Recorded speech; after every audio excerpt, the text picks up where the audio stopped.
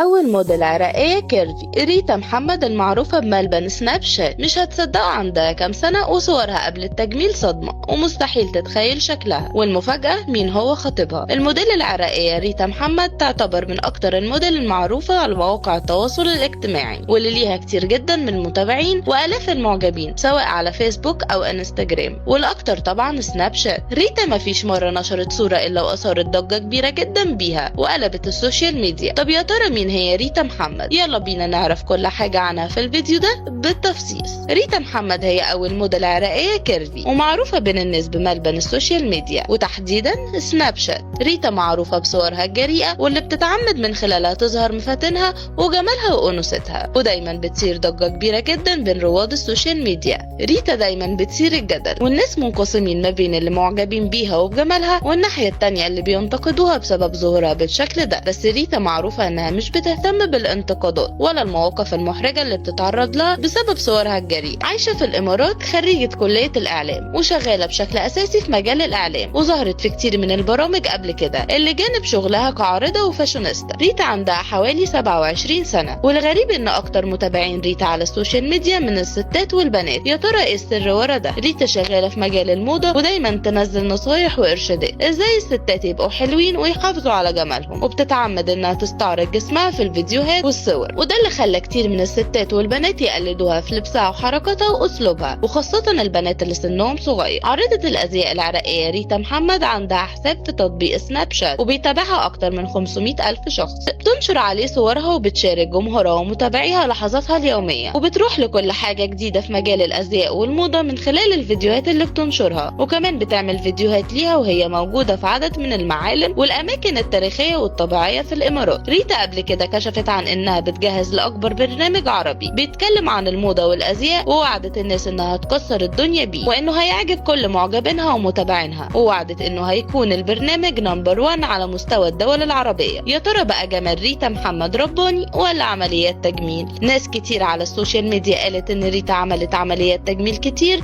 زي نحت القوام، وده اللي خلاها بقت بالشكل ده، وانتشر ليها صور كتير قبل عمليات التجميل وكان شكلها مختلف خالص. لكن البعض قال ان الصور دي ممكن تكون ليها وهي صغيرة، فطبيعي يكون شكلها متغير شوية فيها. اما بقى عن حياتها العاطفية، فانتشرت قبل كده اقاويل ان ريتا محمد ارتبطت بموديل سعودي اسمه رعش، وبعدها رعش نشر فيديو ليه وهو بيحتفل بعيد الحب مع ريتا، وعلق على الفيديو قال: ما في قلبي من حب لها لا يمكن وصفه، لان ريتا هي الجمال والحب، كل شيء موجود في ريتا. ريتا هي ملكة الحب، هي خطيبتي وانا بموت فيها لانها السعادة والابتسامة، فهي ارق من القمر، ولو خيروني بينها وبين الدنيا ساختارها هي. لكن ناس كتير ما صدقتش وقالوا ان رعش بيحب يظهر ويتصدر الترند وخلاص، وخاصة ان قبل ما يعمل كده مع ريتا كان اعلن انه خطب الموديل روان بنت حسين، وطلع برضو ما حصلش. وفي نهاية الفيديو بتاعنا، يا ترى ممكن نشوف ريتا محمد في اي عمل سينمائي او تلفزيوني قريب؟